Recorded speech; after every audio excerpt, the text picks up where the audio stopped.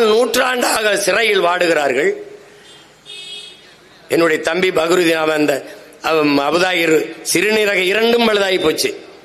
நான் போய் மருத்துவமனையில் பார்க்கும்போது என்கிட்ட சொல்றான் பாருங்க, அவனுக்கு பேச்சு வரல.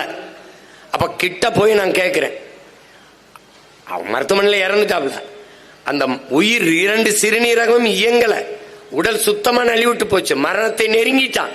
அப்பவாவது அவனை விடுதலை செஞ்சு வீட்டில் போய் அவன் உயிர் போறதுக்கு அனுமதிக்கல. அவன் மவுத்து அங்க நடக்கல. இந்த கோர உள்ளம் கொண்டவன் நல்லது செய்வான்னு நம்பிட்டு